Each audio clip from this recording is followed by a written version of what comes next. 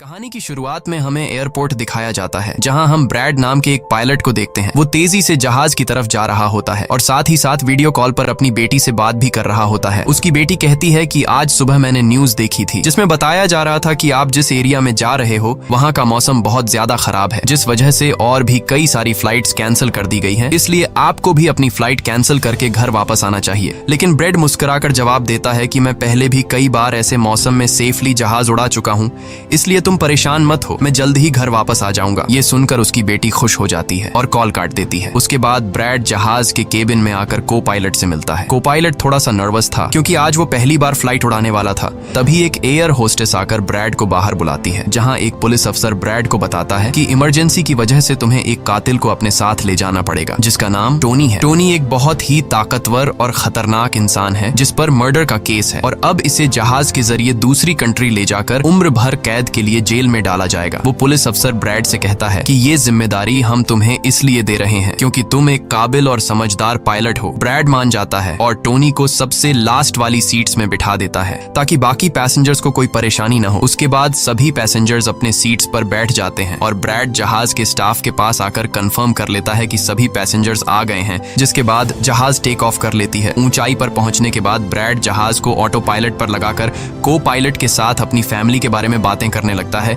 Bread को pilot को mobile में अपनी बेटी की फोटो दिखाता है और कहता है कि मैं अपनी बेटी से बहुत प्यार करता हूं और हमारा इस दुनिया में एक दूसरे के अलावा और कोई भी नहीं है। दूसरी तरफ जहाज में बैठे पैसेंजर्स सफर को एंजॉय कर रहे होते हैं, लेकिन उन्हें पता नहीं था कि कुछ देर बाद उनके साथ बहुत ही बुरा होने वाला है। केबिन में बैठे दोनों पायलट्स भी खुश थे और जहाज भी नॉर्मल तरीके से फ्लाई कर रहा था, लेकिन तभी अचानक मौसम खराब हो गया और जहाज हल्के से झटके लेने लगा, जिस वजह से ब्रैड परेशान हो जाता है क्योंकि उसे कुछ ठीक नहीं लग रहा था। वो सभी मुसाफिरों को सीट बेल्ट बांधने के लिए अनाउंस करता है और रेडियो के जरिए वो कंट्रोल टावर से बात करने की कोशिश करता है, पर उसकी बात नहीं हो पाती क्योंकि मौसम खराब होने की वजह से यहाँ के सारे रेडियोज काम करना बंद कर देते हैं। तभी अचानक बिजली का तेज झटका प्लेन से आकर लगता है, जिस वजह से प्लेन जोर जोर से झटके लेने लगता है। ब्रैड पैसेंजर्स का हाल देखने के लिए केबिन से बाहर जाता है। पैसेंजर्स को देखकर ब्रैड को थोड़ा बहुत सुकून मिल जाता है क्योंकि सभी पैसेंजर्स सेफ थे, पर यहाँ अब धीरे धीरे लाइट बंद होती जा रही थी और तभी प्लेन को कई और झटके लगते हैं, जिससे ब्रैड का सिर सामने छत से टकराकर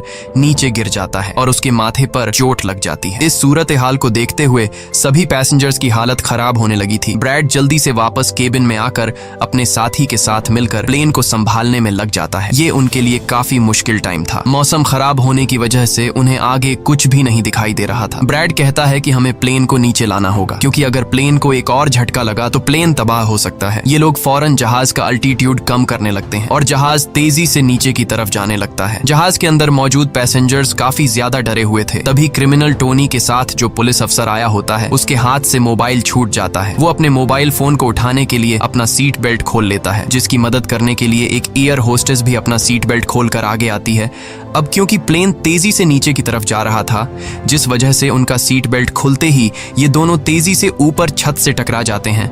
ये दोनों इतनी तेजी से छत से टकराते हैं कि उनकी तुरंत मौत हो जाती है। इतने में जहाज काफी कम अल्टीट्यूड पर आ जाता है और किसी तरह करके ये दोनों पायलट जहाज को कंट्रोल कर लेते हैं, लेकिन अब जहाज में ज्यादा पावर नहीं बची होती, इसलिए ब्रैड जहाज को एयरपोर्ट तक नहीं पहुंचा सकता था, जिस वजह से ब्रैड जहाज को नीचे लाकर समंदर में क्रैश लैंड करने का सोचता है। लेकिन तभी ये दोनों कुछ दूर एक आइलैंड देख लेते हैं, जिसके बाद ब्रैड जहाज की डायरेक्शन आइलैंड की तरफ कर लेता है और आइलैंड पर लैंड करने का फैसला करता है। कई मुश्किलों के बाद ब्रैड इस आइलैंड पर मौजूद एक रोड पर फाइनली इमरजेंसी लैंड कर लेता है। लकीली इस इमरजेंसी लैंडिंग में सभी पैसेंजर्स सही सलामत होते हैं और किसी को भी चोट नहीं आती। तभी जहाज में पीछे शॉर्ट सर्किट होता है, जिससे देखकर ब्रैड खुश हो जाता है क्योंकि जहाज में अभी भी थोड़ी बहुत बिजली बची हुई थी। सभी पैसेंजर्स के जहाज से उतरने के बाद एक एयर होस्टेस कैप्टन ब्रैड को बताती है कि क्रिमिनल टोनी को ले जाने वाला पुलिस अफसर मारा गया है और एक एयर होस्टेस भी मारी गई है। ये सुनकर ब्रैड बहुत ज्यादा मायूस हो जाता है। दूसरी तरफ एयरलाइन कंपनी का मालिक देखता है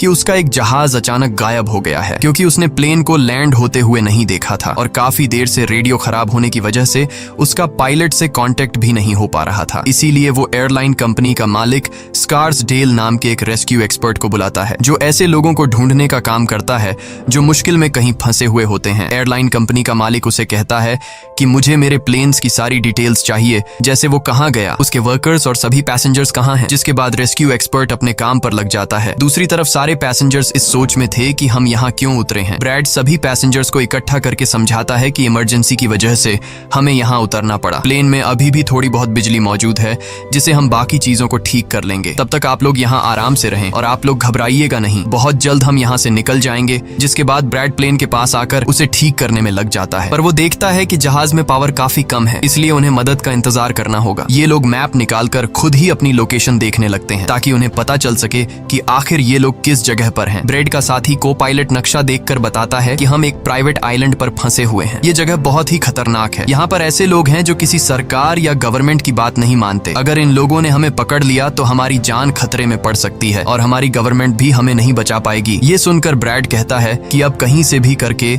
हमें अपनी रेस्क्यू टीम को यहाँ पर बुलाना ही होगा ताकि वो आकर हम सबको बचा ले, क्योंकि यही एक रास्ता है यहाँ से निकलने का। जिसके बाद ये दोनों मदद बुलाने के लिए रेडियो ठीक करने लगते हैं, लेकिन आसमानी बिजली के टकराने से रेडियो बिल्कुल खराब हो चुका था। अब ब्रैड सभी पैसेंजर्स के पास आकर उन्हें बताता है कि किसी खराबी की वजह से रेडियो काम नहीं कर रहा, लेकिन आप सब परेशान मत हो। ब्रैड उन्हें तसल्ली देता है कि हम आइलैंड के दूसरी साइड पर जाकर रेडियो को ढूंढेंगे और कंट्रोल टावर को अपनी लोकेशन बताकर रेस्क्यू टीम को यहाँ पर भेजने के लिए कहेंगे, जो आकर आप सब लोगों को बचा लेंगे। और यहाँ ब्रैड एक बहुत बड़ा कदम उठाता है। वो कहता है कि मेरे साथ टोनी जाएगा। ये कहकर वो टोनी की हथकड़ी खोल देता है। यहाँ ब्रैड जहाज के कोपायलट से कहता है कि तुम जहाज की पावर को रिपेयर करने के काम पर लग जाओ। मैं जल्द ही किसी भी कांटेक्ट के जरिए रेस्क्यू टीम को यहाँ तक लाने की कोशिश करूंगा। जिसके बाद टोनी और ब्रैड रेडियो ढूंढने के लिए जंगल की तरफ निकल पड़ते हैं। रास्ते में टोनी ब्रैड को उस पर भरोसा करने के लिए थैंक्स कहता है। अब हम इस आइलैंड पर रहने वाले आतंकवादी ग्रुप को देखते हैं, जिनके पास एक आदमी दौड़ कर आता है और वो आदमी उस ग्रुप के लीडर को बताता है कि यहाँ आइलैंड पर एक प्लेन आकर रुका है इमरजेंसी की वजह से और उसके अंदर बहुत सारे लोग हैं जो अलग अलग कंट्रीज से हैं। ये सुनकर ग्रुप का लीडर उस आदमी को कुछ पैसे देता है और ग्रुप का लीडर अपनी टीम से तैयार होने को कहता है। आइलैंड के जंगल में ब्रैड और टोनी आगे बढ़ रहे होते हैं। टोनी ब्रैड से पूछता है कि तुमने मुझे आजाद क्यों किया और अब मुझे कहाँ लेकर जा रहे हो। तब ब्रैड उसे कहता है क्योंकि मैं तुम्हारी वजह से सबको खतरे में नहीं डाल सकता और यहाँ एक खतरनाक आतंकवादी ग्रुप है जिसका मेरे साथ मिलकर तुम्हें सामना करना है। तब टोनी ब्रैड से कहता है कि मैं एक मिलिट्री बैकग्राउंड से हूँ और मैं यूएस मिलिट्री में कई साल ड्यूटी कर चुका हूँ। कुछ ही देर में पीछे से टोनी की आवाज आनी बंद हो जाती है। जब ब्रैड पीछे मुड़कर देखता है तो टोनी वहाँ नहीं था। वो ब्रैड से अपनी जान छुड़ाकर भाग चुका था और अब ब्रैड अकेले ही जंगल में आगे निकल पड़ता है। जंगल में आगे बढ़ते हुए ब्रैड एक खाली पड़ी फैक्ट्री में जाता है जहाँ वो एक टेलीफोन को ढूंढ लेता है, लेकिन वो पुराने जमाने का टेलीफोन खराब पड़ा हुआ था। जिसके बाद ब्रैड साइड पर लगे उस टेलीफोन के तार जोड़ने लगता है और टेलीफोन काम करने लग जाता है। ब्रैड जल्दी से कंपनी के हेल्पलाइन पर कॉल करता है। ब्रैड हेल्पलाइन को अपनी लोकेशन और सब कुछ बता देता है, लेकिन लाइन में कोई गड़बड़ी होने की वजह से सामने वाले इंसान तक उसकी आवाज ठीक से नहीं पहुंच रही होती, जिस वजह से हेल्पलाइन वाले ब्रैड की कॉल काट लेते हैं। तब ब्रैड को एक आइडिया आता है। वो अपनी बेटी को कॉल करता है और उसे अपनी लोकेशन और बाकी सारी चीजें एक पेपर पर लिखकर उसके ऑफिस तक पहुंचाने को कहता है। तभी बातचीत के दौरान पीछे से एक आदमी आकर ब्रैड पर हमला कर देता है, लेकिन ब्रैड उसे काफी मुश्किल से काबू कर लेता है और उस आदमी को मार मार कर बेहोश कर देता है। तभी ब्रैड को महसूस होता है कि एक और आदमी इस कमरे में आ रहा है, इसीलिए जल्दी से वो छिप जाता है। पर वो आदमी कोई और नहीं बल्कि टोनी था, जिसने बहुत सारे गुंडों को मारकर उनके हथियार ले लिए थे। और वो ब्रैड को आवाज देता है कि डरो मत, बाहर निकलो। फिर जब ब्रैड सामने आता है तो टोनी ब्रैड को एक बंदूक पकड़ा देता है उसकी हिफाजत के लिए। उसके बाद ये दोनों जब फैक्ट्री के नीचे वाले फ्लोर में आते हैं तो यहाँ उन्हें एक कैमरा मिलता है, कैमरा की रिकॉर्डिंग और वहाँ पड़े पासपोर्ट से इन्हें पता चलता है कि इस आइलैंड पर रहने वाले आतंकवादी लोगों को किडनैप करके उनकी फैमिली से काफी बड़ी रकम की डिमांड करते हैं। और जब किडनैप किए हुए बंदे की फैमिली की तरफ से उन्हें पैसे मिल भी जाते हैं तब भी ये लोग उसे छोड़ने के बजाय मार देते हैं। ये देखकर ब्रैड समझ जाता है कि हमारे पैसेंजर्स भी खतरे में हैं। जिसके बाद ये दोनों बाहर निकलते हैं और सामने उन्हें एक गाड़ी दिखाई देती है। ये गाड़ी उस आतंकवादी की थी जो कुछ देर पहले ब्रैड के हाथों मारा गया। अब ये दोनों बाहर खड़ी गाड़ी में बैठ जाते हैं और अपने पैसेंजर्स की तरफ जाने लगते हैं। उधर सभी पैसेंजर्स ब्रैड के इंतजार में बैठे हुए होते हैं कि ब्रैड जल्द ही उनके लिए मदद लेकर आ जाएगा। तभी उन्हें किसी गाड़ी की आवाज आती है। गाड़ी की आवाज सुनकर ये लोग खुश हो जाते हैं और ये लोग समझते हैं कि ब्रैड उनके लिए रेस्क्यू टीम बुला लिया है। लेकिन ये रेस्क्यू टीम नहीं बल्कि इस आइलैंड पर रहने वाले आतंकवादी थे। वो लोग गोलियां चलाकर सभी पैसेंजर्स को डराने लगते हैं। उन गोलियों की आवाज ब्रैड और टोनी ने भी सुन ली थी। जिसके बाद ये लोग कार की स्पीड बढ़ाकर जल्दी से प्लेन तक पहुंचने की कोशिश करते हैं। आतंकवादी ग्रुप का लीडर एयर होस्टेस से सभी यात्रियों की लिस्ट मांगता है। डर के मारे जल्दी से एयर होस्टेस उसे लिस्ट ला कर दे देती है। फिर गैंग का एक आदमी को पायलट से पूछता है कि तुम्हारा सीनियर पायलट कहाँ पर है, जिस पर को पायलट बताता है कि किसी काम से वो जंगल में गया था पर अभी तक वापस नहीं आया। तभी वहाँ पर ब्रैड और टोनी भी पहुंच जाते हैं, लेकिन ये दोनों चुपके से दूर से इन लोगों को देख रहे होते हैं। इसी दौरान एक औरत वहाँ से भागने की कोशिश करती है पर वो लोग गोली चलाकर उसे मार देते हैं। ये देखकर ब्रैड उनकी मदद करने के लिए जाता है पर टोनी उसे रोक लेता है और टोनी कहता है कि तुम शांत रहो, अभी जाना ठीक नहीं। गैंग का लीडर सभी पैसेंजर्स को एक बस में बैठा लेता है और गैंग का लीडर अपने 2 साथियों को वहीं छोड़कर उनसे कहता है कि जाओ, जहाज के अंदर जो भी कीमती सामान है उसे ले आओ। जिसके बाद ये लोग सभी पैसेंजर्स को अपने अड्डे पर ले जाने लगते हैं। गैंग के जाने के बाद ब्रेड टोनी पर गुस्सा करने लगता है कि वो लोग हमारे पैसेंजर्स को ले गए और तुमने मुझे जाने ही नहीं दिया। जिस पर टोनी उसे समझाता है कि वो लोग काफी ज्यादा थे, अगर तुम चले भी जाते तो इतनी बड़ी आर्मी से अकेले नहीं लड़ पाते। अब ये दोनों प्लेन की तरफ बढ़ने लगते हैं और उन दोनों गुंडों को पकड़ लेते हैं जो प्लेन से कीमती सामान चुरा रहे थे। ब्रेड गन पॉइंट पर उनसे पूछता है कि तुम्हारा लीडर पैसेंजर्स को कहां पर लेकर गया होगा, जिस पर वो बताता है कि यहाँ से कुछ दूर हमारा एक अड्डा है और वो सब वहीं गए होंगे। दूसरी तरफ ब्रेड की बेटी रेस्क्यू एक्सपर्ट के पास ब्रेड का लिखवाया हुआ पेपर दे देती है जिस पर प्लेन का लोकेशन और सारी जानकारी लिखी गई होती है। रेस्क्यू एक्सपर्ट सैटेलाइट की मदद से प्लेन की लोकेशन का पता लगा लेता है। उन्हें पता चल जाता है कि प्लेन एक आइलैंड पर फंसा हुआ है और उन्हें ये भी पता चल जाता है कि इस आइलैंड पर एक खतरनाक आतंकवादी ग्रुप है। इसके बाद वो रेस्क्यू ऑफिसर अपनी एक प्राइवेट आर्मी के कैप्टन को कॉल करता है और उसे ये सारी सिचुएशन समझाकर उस आइलैंड पर जाने को कहता है। प्राइवेट आर्मी का कैप्टन मान जाता है और अपने साथियों के साथ एक पैसों का भरा हुआ बैग और कई सारे वेपन्स के बैग गाड़ी में लोड करके उस आइलैंड पर जाने के लिए रेडी हो जाते हैं। दूसरी तरफ ब्रेड देखता है कि उन आतंकवादियों के ले जाने से पहले जहाज के को पायलट ने जहाज का पावर सिस्टम रिपेयर कर लिया था और ब्रेड देखता है कि जहाज में पावर वापस आ गई है, जिसे देखकर वो बहुत खुश हो जाता है। अब ब्रेड आने वाले प्राइवेट आर्मी टीम के लिए अपनी यूनिफॉर्म पर एक मैसेज लिखकर छोड़ देता है और टोनी के साथ उस जगह पर निकल पड़ता है जहां गैंग वाले प्लेन के सभी पैसेंजर्स ले गए थे। जंगल के रास्ते से होते हुए ये दोनों उन आतंकवादियों के अड्डे पर पहुंच जाते हैं और ये दोनों गाड़ी से निकलकर चुपके से उस जगह में घुस जाते हैं जहां वो सारे गुंडे पैसेंजर्स को डराकर उनकी वीडियोस बना रहे थे ताकि ये वीडियोस इनकी फैमिली को भेजकर उनसे पैसे वसूल सकें। दूसरी तरफ रेस्क्यू एक्सपर्ट की तरफ से भेजी गई प्राइवेट टीम भी प्लेन के पास पहुंच जाती है, पर उन्हें वहां जब कोई नहीं मिलता तो टीम का लीडर प्लेन के अंदर जाकर चेक करता है जहां उन्हें 2 लोगों की लाशें मिलती हैं। ये वो 2 लोग थे जिन्हें गैंग के लीडर ने प्लेन में से सारा कीमती सामान चुराने का कहा था, लेकिन ब्रेड ने उन दोनों को मार दिया। प्राइवेट टीम के कैप्टन को ब्रेड का छोड़ा हुआ मैसेज भी मिलता है जो उस आतंकवादी गैंग के अड्डे तक आने का रास्ता था। आतंकवादियों के अड्डे पर टोनी और ब्रेड चुपके से उन पर नजर रखे हुए थे और जैसे ही उन्हें मौका मिलता है ये दोनों चुपके से पीछे से आकर 2 आतंकवादियों को मार देते हैं। फिर ये दोनों चुपके से आगे बढ़ते हैं और एक कमरे के बाहर जा पहुंचते हैं। इस कमरे के अंदर सभी पैसेंजर्स को कैद करके रखा गया था। अब ब्रेड इन लोगों को छुड़ाना तो चाहता था पर वहाँ बहुत सारे गार्ड्स पहरा दे रहे थे और ब्रेड के पास दरवाजे का ताला खोलने की चाबी भी नहीं थी। इसके बाद ये दोनों एक एक करके उन गार्ड्स को मार गिराते हैं और टोनी तो हथौड़ा उठाकर कई सारे गार्ड्स को हथौड़े से मार देता है। यहाँ ब्रेड एक गार्ड से चाबी लेकर उन पैसेंजर्स को कमरे से आजाद कर देता है। वो उनसे कहता है कि जल्दी से उसी बस में बैठ जाओ जिसमें तुम सबको आतंकवादियों ने यहाँ लाया था और वो सभी जल्दी से उस बस में जाकर बैठ जाते हैं। तभी टोनी ब्रेड के पास आकर बताता है कि यहाँ से गाड़ी के जरिए बाहर निकलने का सिर्फ एक ही रास्ता है, मगर वहाँ कई सारे गुंडे बंदूक लिए खड़े हैं जो हमें देखते ही हम पर गोलियां बरसाना शुरू कर देंगे। जब ब्रेड पैसेंजर्स की तरफ देखता है तो वो सभी बहुत ज्यादा डरे हुए होते हैं। अब यहाँ ब्रेड अपनी जान को खतरे में डालते हुए एक फैसला करता है और टोनी से कहता है कि मैं वहाँ पर मौजूद सभी आतंकवादियों का ध्यान भटकाऊंगा और तुम मौके का फायदा उठाते हुए सभी पैसेंजर्स को यहाँ से ले जाना। अब पहले तो टोनी ब्रेड को ऐसा करने से मना करता है।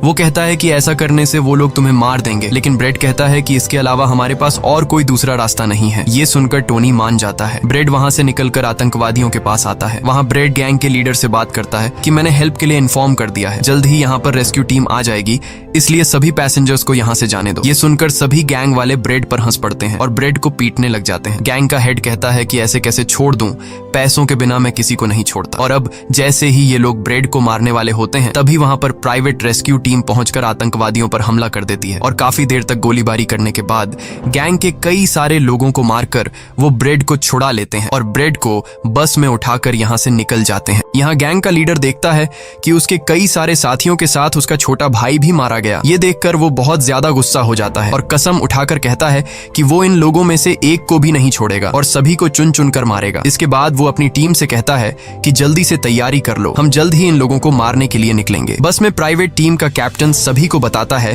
कि हम बस 5 लोगों की छोटी सी एक प्राइवेट टीम है जो बस तुम्हें यहाँ बचाने के मिशन पर आए हैं और हम कोई रेस्क्यू टीम नहीं है। रेस्क्यू टीम को यहाँ आने में कुछ टाइम और लगेगा। ये सुनकर ब्रेड घबरा जाता है और कहता है कि हमारे पास टाइम नहीं है क्योंकि गैंग वाले जल्द ही हमारे पीछे आएंगे और हमें देखते ही मार डालेंगे। पर मेरे पास एक आइडिया है। जहाज के पास पहुंचते ही ब्रेड सभी पैसेंजर्स से कहता है कि जहाज में पावर वापस आ चुकी है, यानी अब जहाज स्टार्ट हो जाएगा और हम लोग फौरन यहाँ से निकल जाएंगे। इसलिए आप सब लोग जल्दी से जहाज में बैठ जाओ क्योंकि हम रेस्क्यू टीम का इंतजार नहीं कर सकते। उन्हें यहाँ आने में वक्त लगेगा और अगर हम यहाँ रुके तो उन आतंकवादियों के हाथों मारे जाएंगे। ये सुनकर सारे लोग प्लेन में बैठ जाते हैं जबकि ब्रेड प्लेन की तमाम चेकिंग करने में लग जाता है और प्राइवेट टीम के लोग पहले से आने वाले खतरे के लिए तैयार बैठ जाते हैं। तभी अचानक वो आतंकवादी ग्रुप आकर उन पर हमला कर देता है, जिन्हें देखकर प्राइवेट टीम उन्हें रोकने में लग जाती है और यहाँ दोनों तरफ से काफी गोलीबारी होती है। पर इस प्राइवेट टीम के पास काफी अच्छी गन्स थी जिस वजह से वो बहुत सारे गुंडों को मार देते हैं। ब्रेड जल्दी से प्राइवेट टीम के लीडर को बताता है कि मैं अगले 5 मिनट बाद जहाज को स्टार्ट करने वाला हूँ और तुम सब भी जल्दी से जहाज में चढ़ जाना। इसके बाद ब्रेड टोनी के पास जाता है और उसका शुक्रिया अदा करता है कि तुमने मेरे इतने मुश्किल वक्त में साथ दिया। ब्रेड खुद को गोलियों से बचाते हुए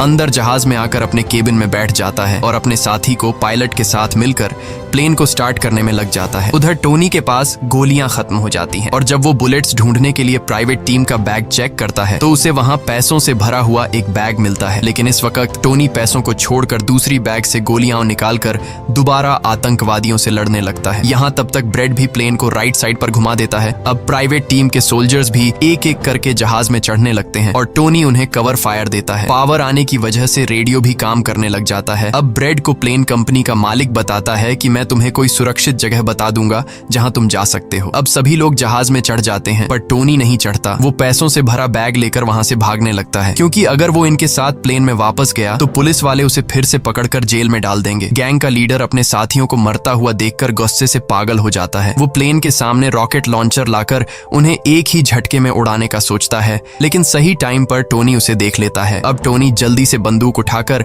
उसे शूट करके मार देता है और सभी लोगों की जान बचा लेता है। ये देखकर ब्रेड टोनी के इस काम से बहुत खुश हो जाता है और ब्रेड अपनी पूरी ताकत लगाकर प्लेन उड़ाने में कामयाब हो ही जाता है। ये देखकर टोनी सभी पैसेंजर्स और ब्रेड के लिए खुश होता है और पैसों का भरा हुआ बैग लेकर जंगल की तरफ भाग जाता है। ब्रेड जहाज को इस आइलैंड से दूर ले जाता है और जहाज का मालिक उसे एक एयरपोर्ट के बारे में बताता है जहां ये लोग जा सकते थे, जो अब इनके काफी करीब था। ब्रेड एयरलाइन कंपनी के मालिक की बताई हुई जगह की तरफ जहाज को ले जाता है, लेकिन तभी एक बार फिर जहाज के इंजन में आग लग जाती है और जहाज तबाह होने लगता है। इसलिए ब्रेड दोबारा से इमरजेंसी वार्निंग ऑन करता है और धीरे धीरे जहाज को नीचे रनवे पर लाने की कोशिश करता है। फाइनली बड़ी मुश्किल के बाद ब्रेड जहाज को रनवे पर उतार देता है और सब लोगों की जान बच जाती है। ब्रेड और उसका साथी को पायलट काफी खुश हो जाते हैं। उधर प्लेन कंपनी का मालिक और उसकी टीम भी बेहद खुश थी। अब ब्रेड पैसेंजर्स का हाल देखने के लिए पीछे जाता है तो वो देखता है कि सभी पैसेंजर्स सेफ हैं और ये देखकर उसके दिल को सुकून मिल जाता है। वहाँ खड़े सभी पैसेंजर्स ब्रेड के लिए तालियां बजाने लगते हैं और ब्रेड का शुक्रिया अदा करते हैं। कुछ ही देर में वहाँ उनके लिए रेस्क्यू टीम भी आ जाती है, जिसे देखकर सभी पैसेंजर्स खुश हो जाते हैं। यहाँ ब्रेड सभी पैसेंजर्स को रेस्क्यू टीम के साथ भेज देता है और कैप्टन फाइनली सुकून की सांस लेते हुए